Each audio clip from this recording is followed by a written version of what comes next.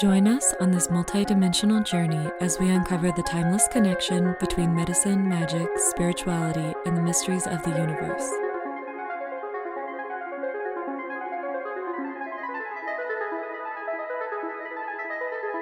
I'm Olive. And I'm Raven. And this is the Double Rainbow Podcast.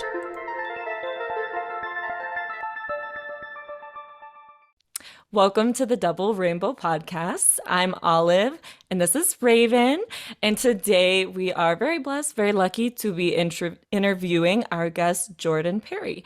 She is a tarot reader and an energy reader. And what else is it that you're now offering, Jordan? Because she has a few new offerings.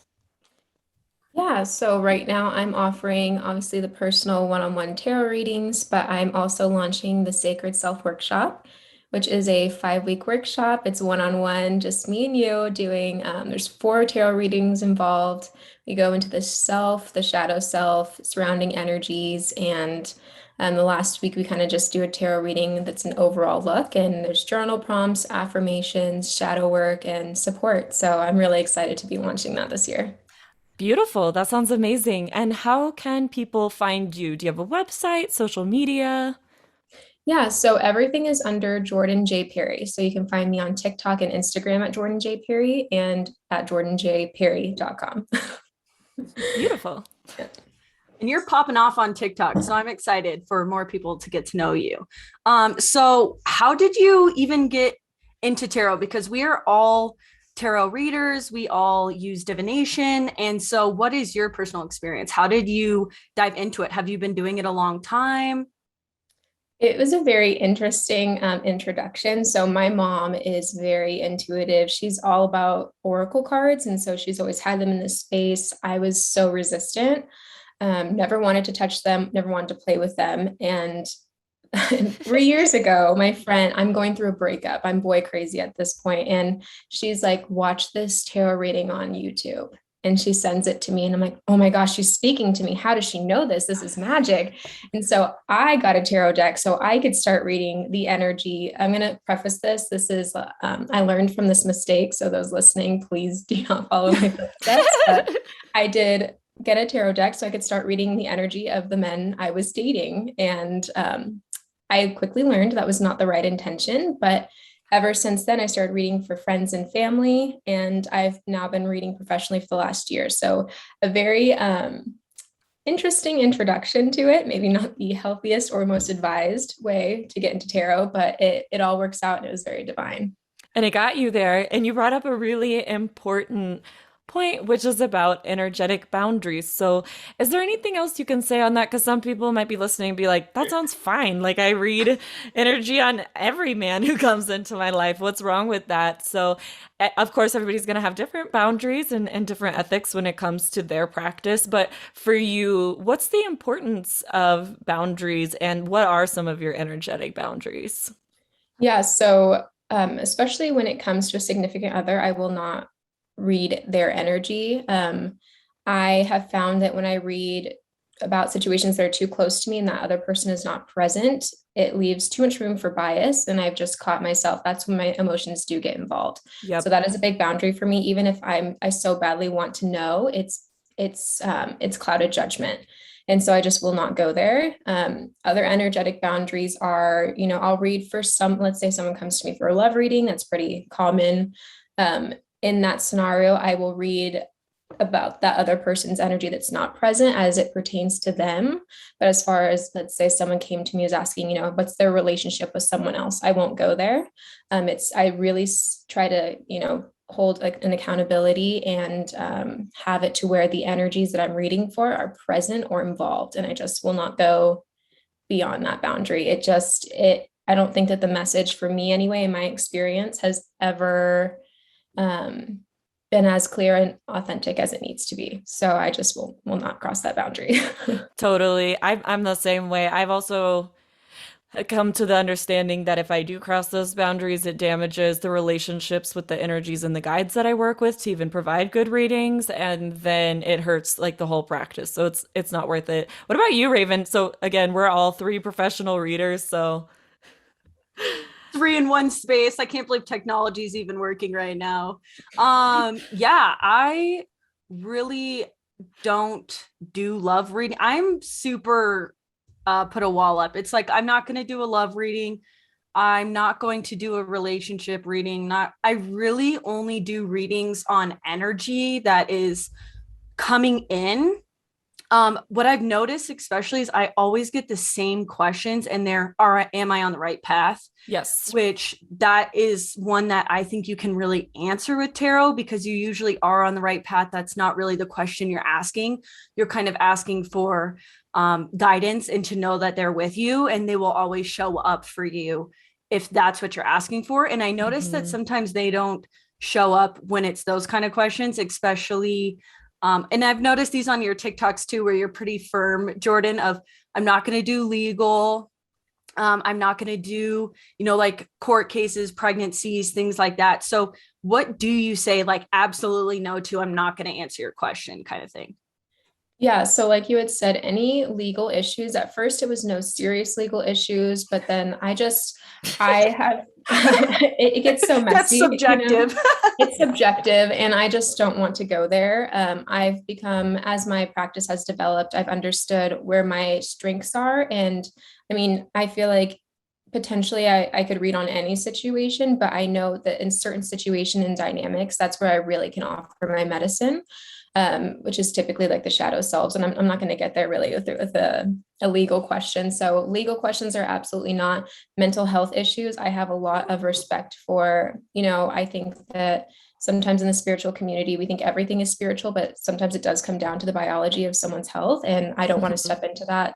Pregnancies won't do, children I won't do. And then if there's energy that's just not present, I won't go there either. I like to just keep it. It's such a tool and I like to respect it. And I also I respect my relationship with tarot, which I know it's different for everybody, but totally. I just will not go there.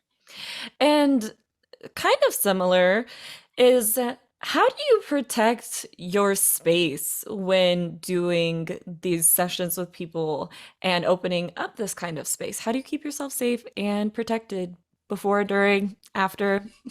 Yeah, that has been something that I'm so thankful has evolved. When I first started, I would put my cards in the sun and be like, we're good. I love that. I read online, how do you cleanse a deck? You put your cards in the sun. Perfect. And then how do you cleanse a deck? Now you put a crystal on the deck in the sun. I'm like, okay. And I get rejuvenated from the sun, but my personal relationship with that star is not cleansing. It actually for me is rejuvenation. So it's not really doing anything. And that's more of like a personal thing. So to open a reading, especially on TikTok, it's more like now casting a circle. I always have the elements. So I'll have candles burning. I have my sea salt lamp. I have a thing of water to absorb everyone else's energy. And then I have my crystals nearby. And before, I ask my guides to come here and to protect me, I will Palo Santo or smoke cleanse my space and myself and just say that I'm protected. And then when I get off too, I just can't even be by my phone and I need to just sit, see where I'm at, and then do, like some smoke cleansing again, wash my hands and usually have some tea or something. And same within the personal, I'm very much in the personal, we're a little bit more one-on-one and connected. So we'll take 3 breaths together to connect our energy. But at the end, I always say 3 breaths to disconnect our energy and then advise them to take 3 separate breaths on their own. And then I will take my own 3 separate breaths just to make sure that we've told the energy how we want it to operate. And now we're asking it to no longer be entangled. And that has made a huge difference for me in my practice. Yeah, that's amazing. And on your lives, I've noticed you started to incorporate like very high frequency beats that you can tell is literally deterring specific people because they're like, what is this music? It sounds awful. Yeah, half the people will be like, bye. Oh, I don't like this. This is boring. And I'm like, peace out.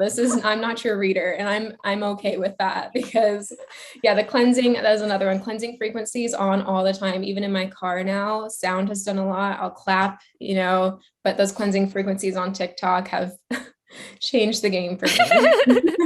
I love that so much. Have you noticed that when you don't have those boundaries and say you go from one reading to another, because you do multiple in a time, does it start to get muddled? Like, do you start to get confused, or what kind of happens energetically where you're like, uh-oh? Yeah, so I know that I've fucked up pretty much is when I am trying to connect and I'm just like staring at the cards, like I just can't, and I won't fake a reading. I have to be there. So what ends up Yes. happening is they've paid for a 5-minute reading and maybe it's taking me 10 to 15 to get the message, which is now draining my energy, which tells me, girl, your energy has been sucked. I've even had times when people in the comments are, we'll have people that are really religious that are like, this Yeah. is the devil, whatever. And before setting up these boundaries, it would cut off my channel sometimes because they're Mhm. sending me this energy and I'm absorbing it. And I just wasn't aware. So Yeah. I'll notice if my channel gets weakened, which doesn't happen anymore, but that was, and when I first started doing TikToks, that was an obvious one. Or I'd feel fine. I'd be so high on life. And, I'm like off the TikTok, wake up the next morning and I can't perform. I'm Yeah. exhausted. My throat is like, my body is breaking down Uh-huh. and I won't feel it until the next day. So I learned really quickly because it was like do or die kind of for me. The You're like, body this was isn't gonna taking the work. hits. Yeah. Exactly. Oh my gosh, I know exactly what you are talking about. You're so brave for being on TikTok live. That's why I avoid it. So speaking about hurting, how can tarot be a tool? Like, how do you see tarot as a tool of healing? Because I know that that's one of your focuses. How does it do that? Like, what does that mean to you? For me, I'm using it as a healing modality. Someone had said it beautifully in a reading, and I can't stop thinking about it. They said it's not even because some readings, there's epiphanies, and some readings, it's just validation of I knew that this is what I was feeling. I just didn't know for sure. They just need that confirmation. But they had said, you allowed me to physically see what I'm feeling. You literally took the energy out of the air and put it in cards, and I can see visually what's happening with the colors and some symbols and everything. So I feel like that was really healing for people to be able to look at what they're feeling, to put it from a feeling to a sight, switching between the senses and giving, seeing them.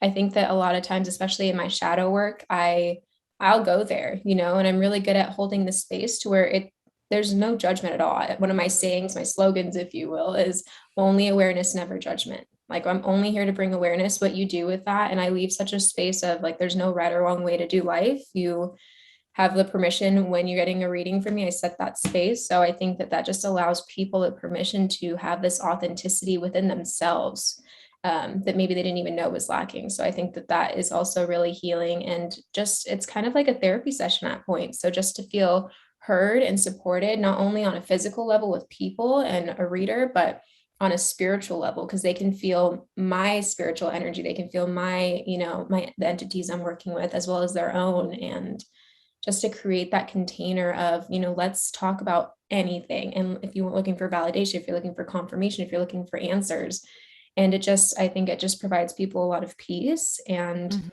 Mhm. it just gives them the space to accept themselves and their reality. Totally. I like that. Well, so on the flip side of that, because like you're saying, especially with shadow work where, trauma comes up and we want to be trauma informed readers, is there ways that tarot can possibly, hurt people or re-traumatize them, or people, using it instead of healing? Like, can it go the other direction? Because I feel like we've seen it as readers across the entire spectrum a little bit. Yes. Absolutely. I think that it's really important for tarot readers to use their discernment. Like I, for example, am getting different certifications in being trauma informed come January, which will allow me a different capacity and different capability of dealing with readers. Because there's some people, I think some readers that, I mean, we can say that we're an open channel, but there's definitely a chance for our perspective to come into play. And I think that when you're dealing with people that are dealing with trauma, one, you can't push it. I learned that very easily with how my energy work and how that operates. I was told from a mentor, if you bring it into their space without them asking, you will cause chaos. And I can completely see that, because you have to match people where they're at. I don't ever want to, if you're trying to heal someone and they're pushing it, you also have to use your discernment of like, hey, the cards aren't wanting to go there. There's a repeated message. I think that, if you push them, you might get your answer, but I think that can be an issue, and also becoming dependent on your reader or dependent on the cards. I shared earlier how I got into tarot. I was watching YouTube videos, like 5 different readers on YouTube talking about my zodiac sign and how it's showing up in love and what that person is thinking. And I created these fantasies because maybe I am tuned into that collective, but the details aren't there. It's a general reading. So taking general readings for fact, I feel like that can be the complete opposite of healing. It's a dependency and it's a need. And then it creates this fantasy, and it just gets so messy. It's a great tool, but it's not, your saving grace. I feel like that it's important for you to be that for yourself, and just look at it again as a modality to help and assist, but not to be, what your breath, your air, like your need to live, or I need this all the time. I'm so happy. I am so happy that you're doing the trauma-informed trainings. I wish that every reader did those, to be honest. I'm actually making a class with Raven on one. I used to be a social worker, so I'm going to start doing that this winter, some of those classes, because one, we need more tarot readers in general. To anybody's listening that's like, oh, but there's so many readers out there. You know what? There's not enough. So don't let that stop you. But also, if you really are serious about starting to read for other people, listen to what Jordan's saying. Consider some of these things, because there is great power to assist people in their healing process. But then there's also the great responsibility of, we do have the capability of re-traumatizing people. And that is not what we want to do. We're here to help. And we've all done it, or at least maybe not Olivia, because she went to school for this during and things like that, but I mean, honestly, I can look back and I'm like, oh, sick to my stomach, where I think I re-traumatized someone, and I don't ever want to do that. It feels awful, and the person feels awful, and it also sometimes it'll become combative, and then you wish you never did the reading, you're like, I should have never done that. So if that's happened to you, definitely listen to this and think about how you can be more informed and how you can work with that, because it doesn't feel good, and it when you've done it. And if more of us were aware of it, like Olive said, it would be a lot less, there would be a lot less people thinking negatively about it. I feel like, because some people have valid concerns when there's tarot readers out there, especially on social media and TikTok, that sometimes I'm like, whoa, the stuff Olivia has said occasionally that tarot readers have told her has blown my mind. Awful.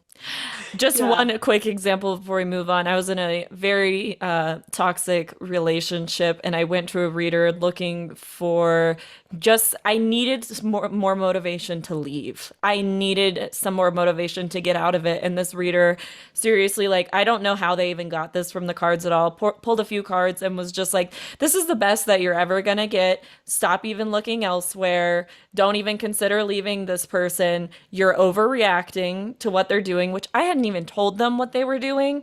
I just said that I was experiencing issues and I was needing support in my kind of breakaway process. And I wanted some more guidance from spirit on how to do so. And they just totally shot me down, and I stayed. And that was my choice, but I was in a very vulnerable position at that time. And that was not helpful. That was actually the opposite of helpful. So that's one of the many things you'll hear about in this class. I have a lot more examples that are actually even worse than that, but just for a taste. So that being said, it's almost like they give it to you and then you have to unlearn that. It's like you just put an obstacle in your own way. You just lost trust in the tool, the modality, and you have yourself. To rebuild it. Yeah. And it's like, that doesn't feel good. That makes my heart hurt. Yeah. So there's obviously a lot of responsibility that comes with this career path, and that comes in being this position, member of our community or society. So that being said, are there other things, Jordan, you think people would benefit from knowing maybe before they step into this path or they're new on this path on like what are some of the other struggles or things just to be aware of when you get going down this road? I think for the biggest thing for me was if I made a big decision, I really sat down with myself and said, do you want to step into this? Because I understood the responsibility. If you're giving people guidance, you have to take trauma-informed courses. You have to do shadow work. You have to show up as best as you can for yourself to be the best channel, to be the best for like person. I learned that when for example, drinking and smoking, they're like toxic to my body and it affects my channel. So if I want to be a girl that can go casually get a glass of wine, I can't live that life anymore. And that's okay. I'm so happy to make these sacrifices, but you have to take it seriously. I have to make sure I am constantly healing, not only and learning. I've really dove into anytime someone comes in my space, I'm hungry for like, how did you get here? What are you doing? What's your perspective on life? The bigger my perspective, the bigger the people, the bigger the amount I can help. I want to dive into every form of life that I can, see everything from any angle. And I've made that a mission because that just, again, opens me up to so much more. If I'm closed off and I'm stagnant where I am, okay, I'm sure I could still help people, but I'm here for a reason. Like where I'm trying to take this tarot practice is just beyond, live readings on TikTok. So my channel has to be good. My energy has to be good. My nutrition then has to be good, which means my hydration has to be good. I have to be exercising, which these are things I would love to do for myself anyway, but now it is my job. Having people in my space, I could have people that I love before, and maybe my boundaries weren't being respected and they could have been sending me whatever energy, and I could still show up at my 9 to 5, do the same thing, and it's fine. I could show up at my 9 to 5 tired. I could show up at my 9 to 5 pissed. You can't do that when you're a tarot reader. Or for me in my practice anyway, I've learned that I have to be operating at my most high vibrational self, and that comes with a lot of sacrifices. There's just not a lot of room for me to indulge in rebellion, I guess I should say. So, and I'm okay with that. It's taught me a lot about myself. It's taught me a lot of strength, but you really have to consider I'm doing this for other people. And this is a service that really, like, people will, like you said, you stayed with that guy, even though maybe you shouldn't have. People will take what you say as if it is, their truth, depending on who you're reading for. So you have to be careful and you have to be just honest and pure, I think, in your energy. And you can't Yeah. put your energy on other people. There's a lot of responsibility, and it can't, I think, just because you can read the cards doesn't mean you should be a tarot reader. So really look into that. Ask yourself, can I commit to this? Definitely. I think it takes a lot of responsibility, and everyone's is different. You know what I mean? Your drug and alcohol thing too, we've talked about this a lot of times, comes from your past lives of you Yeah. being poisoned and you having communications with your ancestors that are saying, don't do that, which obviously everyone's different. Yeah. Maybe you do breath work or maybe you do yoga. We all have like our own ways of connecting and trying to clear the channel type of thing, which is reflected in how different everyone So reads. different. Yeah, everyone sets up their space differently. Everyone communicates differently. So making sure that you're really figuring it out for yourself. You're really, doing that work with yourself Yes. to understand it. And it ultimately will help you in your own practice with your own spiritual communication with your guides and your own healing. And so I think that all of the work that tarot readers do for other people, it always comes back to ourselves. And it's amazing. I think it's one of the best things about being a tarot reader is not only helping people, but you really empower yourself in your own spirituality and your own communication with the channel. Absolutely. Totally. So And with that, I mean, you already kind of went into it, is the flip side. What are some of the really beautiful things about choosing this path and being a reader for other people? Like why are we doing it? I think Okay, I'll start answering this question is I was hanging with a friend and she said the best thing she could ever give someone was peace. And at first I was like, oh, that's a great answer. I'm like, whatever. And then I really started to ponder it. And I'm like, peace is such a blessing to truly feel peace. Like that's, I think, what a lot of the time we're all striving for is just to feel at peace. And when I think about tarot, that I feel like that's really what you can provide people, even if it's a harsh truth, even if it's a shadow aspect, or maybe it is the confirmation they're looking for. And you're like, great, they're, like my job opportunity is going to be great. This is the energy I can adopt. I have this knowledge now, but it just brings them, even if it's a temporary state of peace. And so for me, I think that that would be the flip side is just, you can provide them the clarity, the validation, and just a knowing and a state of accountability and responsibility of their reality and steps to move forward. It's not even like, hey, here's your life and then that's it. You can also advise them or give them perspective on energies to adopt, energies that they maybe need to release. And it just gives people, I think sometimes we all have like option A, B, or C swirling in our head, and just to be able to focus on one and know, okay, this is the most prominent energy in my life, and how, if I want to shift that energy, how to do that. That's peace right there, in my opinion.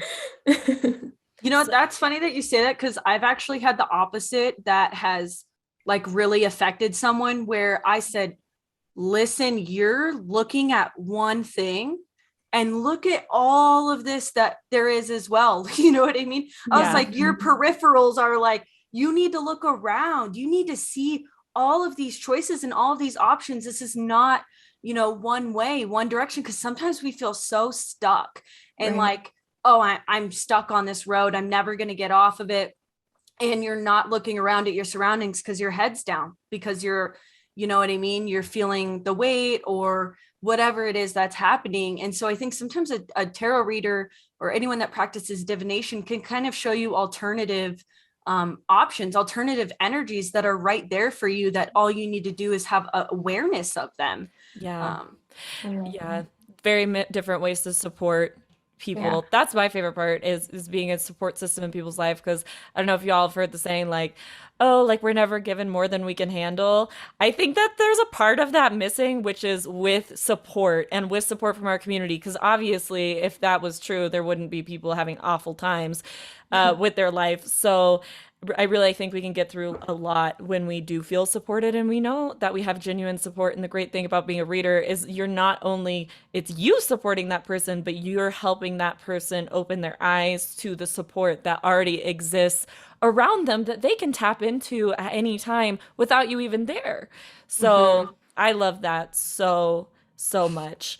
And very different, but we did want to ask you about, do you read for yourself? If you do, how does that go? If you don't, why not? Okay, yeah. I do not read for myself. I've tried, and I'll just pull the whole deck. I will just keep pulling cards because it doesn't make any sense to me. It's not giving me what I want to know, and I cannot get to the channel. I can only get to my own bias, my own perspective, my emotions. It's just a boundary that my body has. And again, kind of bouncing back to what I said, like with the sacrifices I've had to make, it's a lot about my past lives. I truly believe, and Raven can attest to this. She had told me in my blueprint reading, which I'm going to just quick commercial, definitely take her. Like if you can get a reading from Raven on the blueprint, that changed my life. That helped me step into tarot at a different angle and even more. Back to my story.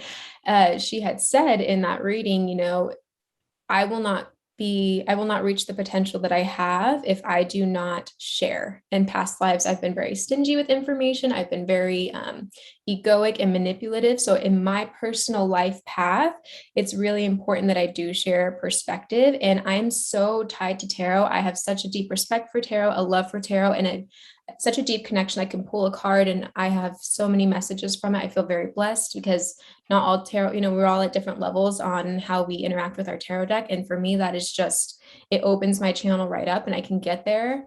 But I can't read for myself. And I think it's funny because I think it's like, you can only give this, you love this and you want it for yourself so bad, but you can only give it to others. And I just think that again is my life path. And that's why I have to have, certain boundaries and sacrifices with my practice. It's all very uniquely, divinely tied into my soul and what my soul has chosen to do in the past. Deep. Yeah, so I cannot read for myself. It is strictly a gift I was given to serve. I I love love that. that. Olivia, do you read for yourself? I've never asked you this. Oh, yeah. Okay, Yeah. I figured as much. No, I have very different circumstances with my being. I actually can't really do a lot of spell work for myself because of similar reasons, but I can do divination for myself. Obviously, though, if it's something highly emotional, I do tend to want to get a second opinion just to kind of make sure um, that I'm not totally going off of my biases. But yeah, I do. Do you, Raven? Oh yeah, I do Mm. all the time. Everybody's different. Yeah, I think so. I think everyone's different. I mean, recently though, I did have a time where I was trying to read for myself, but I was very emotional and I'm not really an emotional person. But I was very emotional and I had to text Jordan was like, I'm struggling. I got like these cards literally don't belong together. This is like not at all the energy that I feel. And then Jordan just whips out a few cards and I'm like, oh, thank God. Like, and so that was obviously, I think one of the reasons too that besides the soul path thing that you would have difficulty is if you're really emotional, you're a channel, right? You're going to affect what cards you pull. Like you're going to sometimes I find myself like hoping for a card, which is not good. Like I'm like, give me the star, give me the star. And if you're like psychic or you're connected, come on, man. We've all done it. We're like, yeah, you can pull that card, you know which one it is. And so at that point, you kind of lose trust and validation in that. Am I forcing this? Am I choosing this? Or am I allowing the energy to come through? And if it's muddled and foggy, it's not going to come through. So Yeah, totally. We only have a few minutes left. So I think Jordan has some self tarot prompts. So like if you are looking for some questions to ask, I think she has a few yourself. ideas. Yeah, yourself. Yeah, I think some of the best questions to ask, I do this on TikTok. It's like my form of a general reading is what's an energy that I need to leave? What's an energy I need to maintain? And what's an energy I need to adopt? I think that that's done a lot for me. Yes, it's a great one. For others in general. Yeah, because it just tells you like where are you at, what's going right and where are you going, and you can kind of see the difference. It's same with I'll ask or have others ask themselves, what energy am I currently in and what energy do I need to be in for this to be more probable or more possible for me? And then when you have them lined up next to each other, you can kind of see the difference of, oh, there's a lot of water over here, but there's a lot of wands here. Like maybe I need to step out of my emotions and put more action into it and just not think about it so much. There's so many, I think there's such a perspective on being able to compare and contrast what is going on and what you want to be going on and to see those side by side. Totally. You can also obviously do like past, present, future for yourself if you have a specific question, but I really think those are the two that I would suggest because it pretty much can be applied to anything, and it just gives you, it's like clear, easy. You don't have to be a seasoned reader to really be able to grasp what is being communicated with you. It's pretty simple. I love both of those so much. Well, everybody, make sure to check out, you say it's Jordan J. Perry on both TikTok and Instagram, correct? And my website. And the website, and her website.com. And check out her new one-on-one workshop, which sounds freaking awesome. Thank you. I'm very excited for it. Yeah, well, thanks for coming so on. Yeah, we loved it. This is awesome. I wish we had more time. I know. We'll do another one probably, I'm assuming. I feel like we're going to do another interview in the future, and that'll be fun because maybe you like started your workshop and stuff, so you'll have things to reflect on about that. So look forward to our next interview with Jordan. Thank you so much for joining us. Thank you everybody for listening. Check out the Double Rainbow podcast on Spotify, YouTube, and Apple. And thanks again. I'm Olive. And I'm Raven. And this is the Double Rainbow Podcast.